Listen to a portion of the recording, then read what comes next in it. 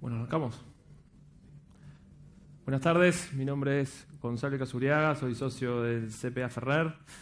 En CPA Ferrer me encargo del área de práctica que tiene que ver con estrategia y capital humano.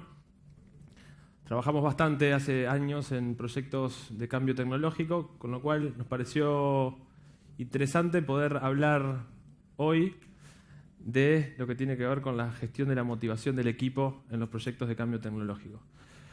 ¿Por qué del equipo? En general, cuando trabajamos en proyectos de cambio tecnológico, el foco lo solemos poner en la empresa en la cual trabajamos, en los destinatarios del cambio tecnológico, en los usuarios, en la gente que se va a ver beneficiada o que va a sufrir por los cambios que se vienen, ¿no? Y uno trata de hacer muchas actividades a lo largo del proyecto para tratar de que el cambio se genere y que sea un cambio positivo. Y buena parte del foco en los proyectos de cambio tienen que ver justamente con eso. ¿Cómo logramos reducir las resistencias en la empresa cliente? Con lo cual me pareció interesante hoy no hablar de eso, sino hablar fundamentalmente de lo que es el equipo de proyecto, el equipo que va a estar encargado de generar esos resultados para la organización. Entonces, para arrancar, un poco de contexto. ¿Cuál es el contexto en el cual se desarrollan hoy los principales proyectos de cambio tecnológico? Estoy hablando de proyectos de cierto porte, ¿no? Pensemos en proyectos que involucran 20, 30 personas, como mínimo, y que por ende son proyectos en donde normalmente interactúan más de una empresa. Está la empresa que está llevando, que se beneficia del cambio tecnológico, y en general alguna empresa proveedora de servicios que ayuda a la empresa a llevar el cambio tecnológico adelante. Empresas de base tecnológica, que son las que implantan el software, y otro tipo de proveedores como pueden ser consultores en temas de organización, en temas de proceso, en temas de cambio, o incluso consultores en tecnología que complementan el proveedor principal de la tecnología que estamos hablando, ¿no? Entonces imaginémonos ese tipo de proyectos. Entonces, a nivel de contexto, ¿qué es lo que vemos?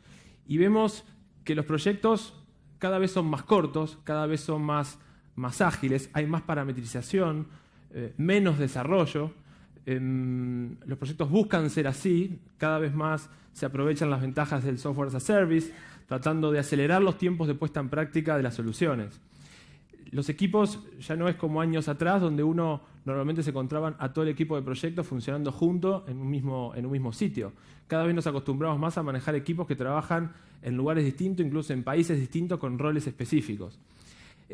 Como decía, más empresas interactuando, ya no es un único proveedor, a veces sí un integrador, pero con distintas empresas que están funcionando en el mismo proyecto, además de la empresa, obviamente, que recibe el cambio tecnológico. Desde el punto de vista de las personas que trabajamos en la práctica de los cambios tecnológicos, sí vemos que, por un lado, hay más experiencia y más conocimientos en prácticas de gestión de proyectos, esa es la buena noticia, pero al mismo tiempo hay otras realidades que a veces complican el día a día de los proyectos.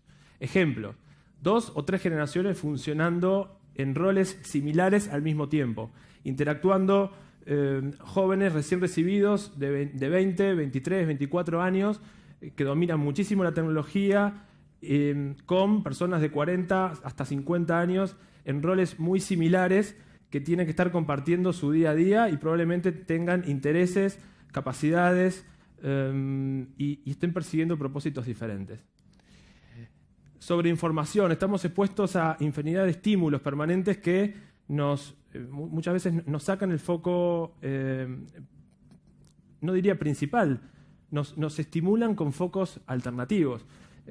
Al principio quizás empezamos recibiendo 20, 30 mails por día, pero ahora muchos de nosotros recibimos más de 100 mails por día que se suman a los accesos que tenemos y avisos que nos llegan, temas para leer, para ver, temas de vida personal que se intercambian con lo que hacemos todos los días. Entonces estamos muy expuestos a estímulos que nos hacen estar en muchas cosas al mismo tiempo. Incluso en la propio trabajo del proyecto, ya no es aquello de que uno se le asignaba una tarea y hasta que no terminaba esa tarea no venía la próxima, y uno podía concentrarse muchas veces en periodos largos de tiempo en una actividad hasta que la terminaba. Ahora, cada vez más empezamos y antes de terminar ya tenemos 1, 2, 3, 4 actividades pendientes porque todo funciona más rápido. El tema de la lealtad en el trabajo, que antes en el trabajo y con la empresa, eso va mutando y cada vez más la lealtad es con el equipo de proyecto, con el equipo de compañeros y con lo que es el proyecto de vida personal que todos tenemos. Entonces, estas características de contexto, en definitiva, ¿cómo están impactando? Y están impactando en que cada vez pasan más cosas y cada vez pasan más rápido. Entonces, esta realidad hace que por más conocimiento, que cada vez tenemos más, por más experiencia, que cada vez tenemos más en temas de gestión de proyectos, los resultados, si uno ve las estadísticas, siguen sin mostrar cambios significativos en cuanto a cómo vienen mejorando las estadísticas de proyectos exitosos en cambio tecnológico, ¿no? Se hablan de 1 de cada 3, se hablan según la estadística que uno tome, pero claramente el porcentaje está muy por debajo del que nos gustaría tener a todos los que estamos involucrados en esto. O sea que eso un poco para marcar el contexto donde estamos parados. Con este contexto y con una realidad que impone trabajar dando resultados en un contexto que exige más rapidez, más agilidad, más estado de alerta para ir respondiendo rápidamente a las demandas que cada vez son de mayor exigencia, de mayor calidad, y con recursos que siempre son restringidos, solemos trabajar o poner, cuando estamos en la labor de gerenciamiento de proyectos, el foco en los comportamientos de las personas, ¿no? Queremos lograr tener un equipo de proyecto que sea proactivo, que sea enérgico, que se anticipe a los problemas y que cuando se presentan los resuelvan con autonomía. Eso es lo que queremos. Ahora, lo que nos dice la ciencia del cerebro es que si nos focalizamos exclusivamente en trabajar sobre los comportamientos de las personas, diciendo como jefes o gerentes de proyecto, esto es lo que tenés que hacer, esto es lo que espero de vos, los resultados no suelen ser muy positivos. ¿Por qué? Y porque la manera en que nosotros nos comportamos, los hábitos de trabajo que tenemos en el trabajo y en nuestra vida personal, están muy condicionados por algo a lo que es muy difícil acceder desde afuera, ¿no? Que es lo que las personas individualmente piensan o sienten. Lo que las personas piensen o sienten condiciona los comportamientos y por ende los resultados. La evolución de la gestión de proyectos recorre claramente este camino. Si nosotros vemos lo que se ha avanzado a nivel de gestión de proyectos, vamos a ver que el foco de los avances ha tenido que ver con nuestro lado izquierdo del cerebro, el lado más racional, más analítico, en el que todos quienes estamos vinculados probablemente a la gestión de proyectos, de empresa, hemos ido desarrollando ya desde nuestras profesiones de ingenieros, ciencias económicas, en fin, hemos ido desarrollando bastante más ese lado izquierdo y muchas veces actuamos desde ahí, o fundamentalmente desde ahí. La práctica de gestión de proyectos ha avanzado mucho desde ese lugar. Y hoy, como decíamos, tenemos más PMs, más PMOs en los proyectos, tenemos mejores procesos de gestión, tenemos mejores herramientas que nos ayudan a gestionar los proyectos, tenemos mucho más acceso a información de lo que hay que hacer, planificamos mejor, nos organizamos mejor, sabemos lo que hay que hacer, hacemos más change management. O sea, depositamos en esa área de trabajo change management que tradicionalmente era como esa área de foco donde se le asignaba el papel de pensar en las personas en los proyectos de cambio tecnológico, pero evidentemente con un foco de trabajo a nivel de lo que las personas sienten, piensan, cómo se van a ver impactadas por los proyectos. Pero cada vez más se va traduciendo el accionar de change management en un checklist de actividades a cumplir que hay que hacer, ¿no? Y no siempre logrando los objetivos que esas acciones buscan. Entonces, se ha avanzado mucho a ese nivel, pero no hemos avanzado lo suficiente en todo lo que tiene que ver con las prácticas para lograr despertar o potenciar la motivación de las personas en el proyecto y en los equipos.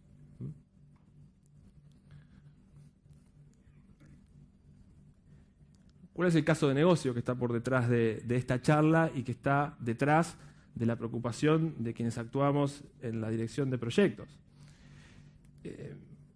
Como gerente de proyecto, los gerentes de proyecto tienen la responsabilidad de conducir un equipo, de conducir un proyecto para lograr resultados, ¿verdad?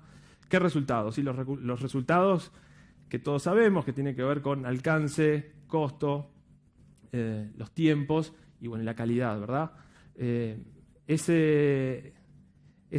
aristas o esas dimensiones son el marco de acción en el que se mueve el gerente de proyecto. Ahora, como decíamos, lograr esos resultados lo que exige es lograr tener en el equipo de proyecto comportamientos de los que veíamos, ¿no? Ahora, para generar ese tipo de comportamientos, ¿qué es lo que tenemos que hacer? Tenemos que lograr que las personas que están trabajando en los proyectos logren ver en el proyecto un sentido de lo que están haciendo, un interés, una motivación, un compromiso con lo que están haciendo en el trabajo que desarrollan. Y es ahí donde está la cuestión, ¿no? Donde años y investigaciones es donde están poniendo el foco de atención. Porque lo que demandamos quienes estamos del lado de la gestión, lo que queremos es la receta, las 5 cosas que tengo que hacer distintas y ya para poder lograr esos resultados. No voy a develar la receta, o sea, no quiero generar falsas expectativas, pero sí la idea es llevarnos principalmente a reflexionar un poco sobre las prácticas que normalmente hacemos en nuestro día a día o vemos en nuestros jefes y sí llevarnos algunas ideas que nos permitan reflexionar y poner en práctica rápidamente o identificar puntos ciegos o puntos de mejora en los que cada uno de nosotros podamos trabajar. Trabajar sobre esto requiere trabajar en 2 niveles. Requiere trabajar sobre la persona, cada persona individual en el proyecto, pero también requiere trabajar en el equipo que integra a esa persona. Y son 2 ámbitos que obviamente tienen que ver, porque uno integra a otro, pero son 2 focos diferentes.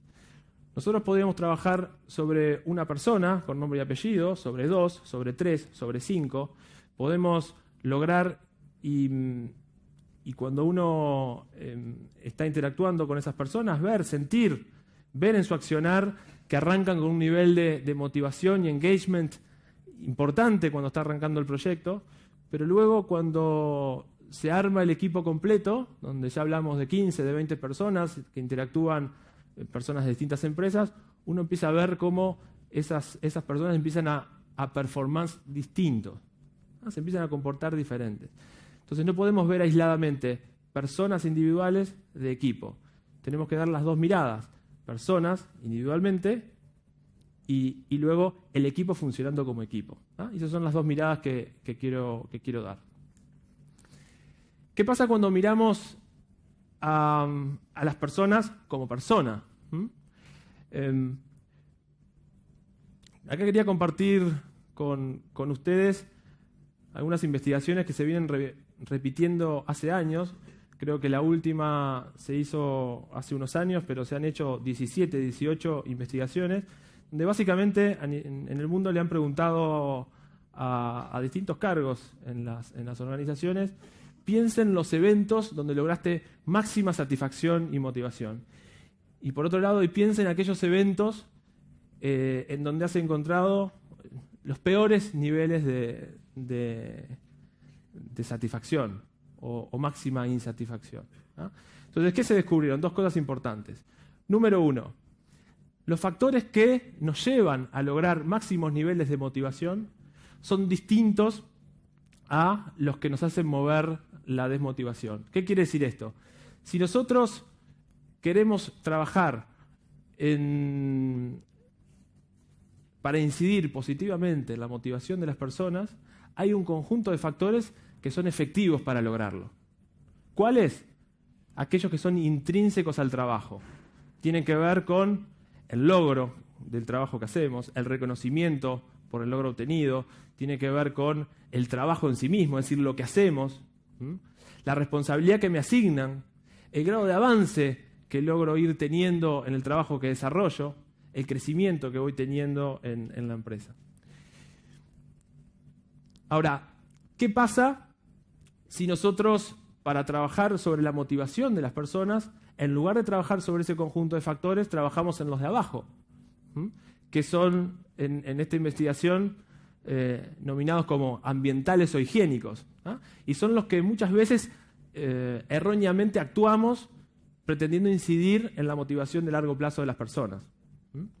Y ahí es donde aparecen el estilo de supervisión, aparecen las políticas de la empresa, que a veces actúan restringiendo la creatividad de las personas, la relación con el supervisor, con el jefe, las condiciones de trabajo, los aspectos salariales, la relación con los pares, temas de estatus, temas de seguridad. A veces aparece también en el ambiente físico donde se trabaja. Ahora, primera conclusión. Si nosotros queremos trabajar para potenciar la motivación del equipo, no arranquemos por los factores ambientales. Lo que tenemos que hacer con los factores ambientales, como gerentes de proyecto, es tratar de trabajar sobre ellos para que no desmotiven, para que no quemen al equipo, para que no ofusquen a las personas del equipo. Es por eso que en todas las investigaciones y encuestas, cuando decimos, bueno, cómo inciden los aspectos salariales y remunerativos en el nivel de motivación de las personas o en la capacidad que tiene de retener a las personas, nunca aparece en el nivel 1. Van a ver que siempre en todas las encuestas aparecen nivel 4, nivel 5. Y las mayores razones o las razones principales de por qué las personas dejan las organizaciones tienen que ver con temas del trabajo, temas de motivación intrínseca del trabajo y sí temas ambientales que se hacen insostenibles, ¿no? Y ahí es donde aparece muchas veces la relación con el jefe o los temas de política o los temas de contexto en el que la actividad se desarrolla.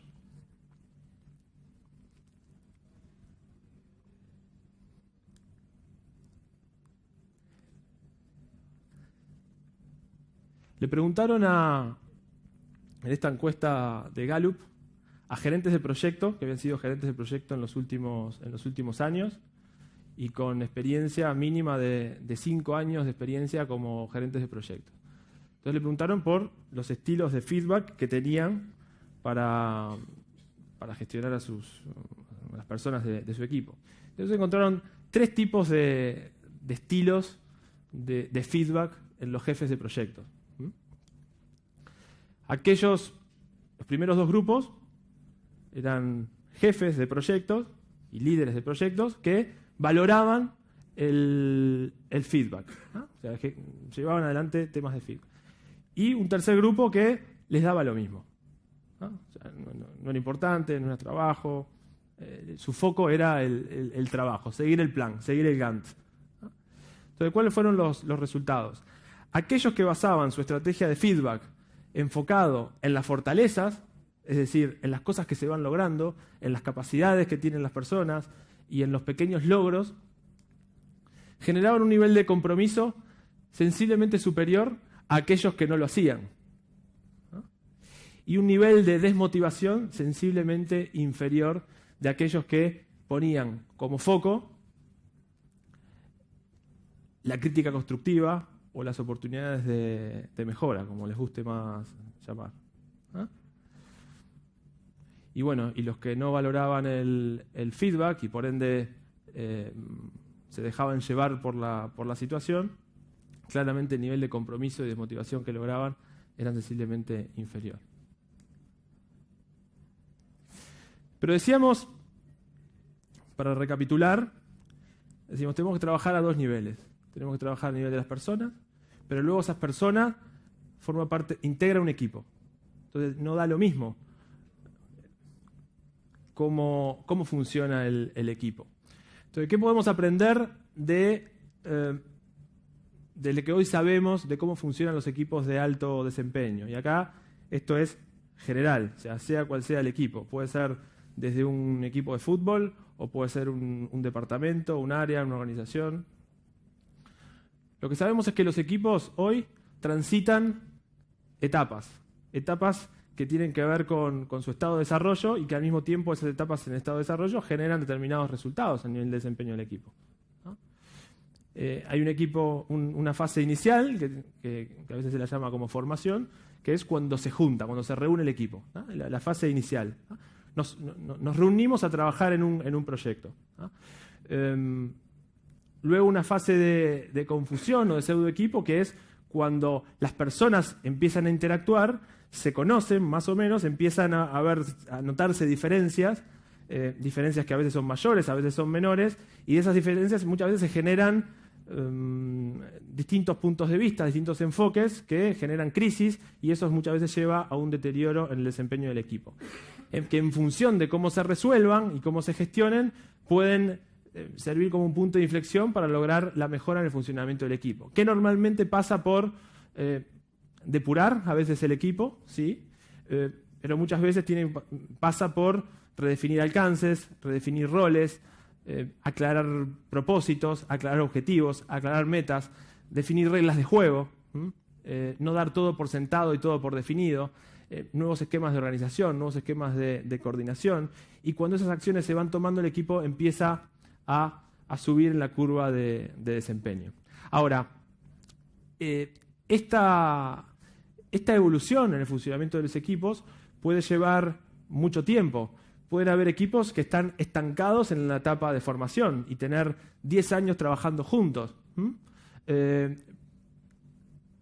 Hay equipos que no tienen el lujo, no pueden darse el lujo de estar mucho tiempo pasando por esas etapas. Entonces, lo que hay que lograr es tratar de pasar este ciclo lo más rápido posible. Y para eso lo que hay es que gestionar al equipo. Cuando hablamos de gestionar el equipo, es gestionar para lograr que esta curva se dé lo antes posible. ¿Qué pasa en los equipos de cambio tecnológico? Los proyectos de cambio tecnológico, ¿no? Bueno, estas son las curvas posibles, ¿no? O sea, lo que vamos a tratar de hacer en los proyectos de cambio tecnológico tienen dos particularidades principales. Uno, tenemos poco tiempo. Tenemos poco tiempo. Los proyectos pueden durar 6 meses, 1 año, año y medio, dependiendo del porte, algunos un poco más, algunos se van mutando de alcance y se van haciendo eternos, pero siempre la concepción es por un tiempo acotado. No sabemos si va a venir la etapa 2, no sabemos si va a venir la fase 3, la fase 4, ¿no? Con lo cual tenemos poco tiempo, tenemos que esto transitarlo rápido, por lo tanto tenemos que actuar. Complejidad número 2, o realidad número 2. No trabajamos en el proyecto con gente que viene acostumbrada a trabajar juntos durante mucho tiempo. De hecho, hay mucha gente en el proyecto que se conoce por primera vez allí. Y además, pertenece a distintas empresas. Tenemos la empresa proveedora de TI, otro proveedor de TI, uno que se dedica a migración, otro que se dedica a testing, otro que se dedica a la parametrización, el consultor, la propia empresa. Y de hecho, de cada una de estas empresas, el equipo que se asigna al proyecto no necesariamente se conoce en su totalidad. Entonces, esto le imprime a ese desafío de acortar el tiempo de trabajo eficiente de un proyecto, le imprime un desafío adicional, ¿no? Esta es la estructura típica del proyecto. Y si queremos ponerle un condimento más, este proyecto no actúa aislado de una organización, actúa en una empresa que tiene su cultura, que tiene sus políticas, que tiene sus valores, ¿eh? Sus comportamientos, y que por ende incide e influye en la cultura y funcionamiento del equipo, ¿no? Entonces, el gerente del proyecto tiene un rol y un desafío muy importante que tiene que gestionar. Y de hecho, muchas estrategias de cambio en organizaciones, de cambio cultural en organizaciones, en empresas, nacen a partir de distintas iniciativas, de proyectos que logran no solo aislarse de la cultura de la organización, sino logran incidir el propio proyecto en la cultura de la organización. Entonces, hasta acá, recapitulo y voy un poco al cierre y última parte de la charla. Vimos el contexto en el cual estamos trabajando, vimos que el tipo de comportamientos y resultados que requerimos nos exige trabajar muy fuerte para lograr comportamientos positivos de las personas. Esos comportamientos dependen de cómo logremos incidir en los niveles de motivación de las personas. Y para incidir en la motivación de las personas, dijimos, tenemos que trabajar a dos niveles. Tenemos que trabajar sobre la persona y tenemos que trabajar sobre el equipo. Para trabajar sobre la persona, vimos cuáles son los factores más efectivos para hacerlo y los factores menos efectivos para hacerlo. Como jefes vimos la importancia que tiene el reconocimiento y el feedback a la hora de incidir sobre el nivel de motivación en el trabajo de las personas. Cuando pensamos en el equipo, por otra parte, lo que dijimos es, hay buenas prácticas de gestión de equipos, de cómo transformar equipos de alto desempeño, que hoy todos las sabemos lo que hay que hacer, ¿no? Y hace años, todos decimos que trabajamos en equipo, pero las prácticas que implican trabajar en equipos de alto desempeño no siempre las llevamos adelante. Y hay todo un área para trabajar ahí. ¿Para qué? Para acelerar este proceso de crecimiento del equipo y mejorar la performance. Para cerrar, a veces las cosas que hay que hacer para mejorar son bastante obvias, todas las sabemos y no necesariamente las hacemos, con lo cual me gustaba, en lugar de encararlo por el lado de qué es lo que tenemos que hacer, pensar primero en qué es lo que tenemos que hacer menos y después qué es lo que tenemos que hacer más, porque seguramente todos hacemos alguna de estas cosas y también hacemos algunas de las otras. Entonces cada uno sabrá cuál es su mix, ¿no? Voy a resaltar las que en mi experiencia son las principales. Cuando trabajamos en la gestión de equipos y en la gestión de personas, la sugerencia es hacer un poco menos de pensar que el equipo y las personas no forman parte de mi trabajo principal como gerente de proyecto, ¿no? Y pensar que mi labor como gerente de proyecto se limita, en cuanto a personas y equipos, a formar el mejor equipo. Y partir de la base de que con las personas más inteligentes el equipo va a funcionar con altos niveles de rendimiento. Esa es la primera parte. Si no gestionamos las personas y el equipo, una consecuencia posible de trabajar con el mejor equipo puede ser lograr un equipo con estrellas que no funciona con sus mejores niveles de desempeño. Pensar que el team building o las actividades de trabajo en grupo, que no es solo jueguitos, es que muchas de las actividades que hacemos a nivel de proyecto se hagan de forma cooperativa y participativa en los equipos de proyecto, y pensar sí en actividades enfocadas a actividades de team building, para que los equipos, las personas del equipo se integren, se conozcan. Eso va a acelerar la curva de gestión de equipos.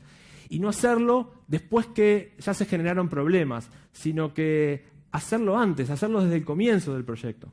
Hay proyectos que arrancan con 2 o 3 días de retiro, incluso antes del kickoff.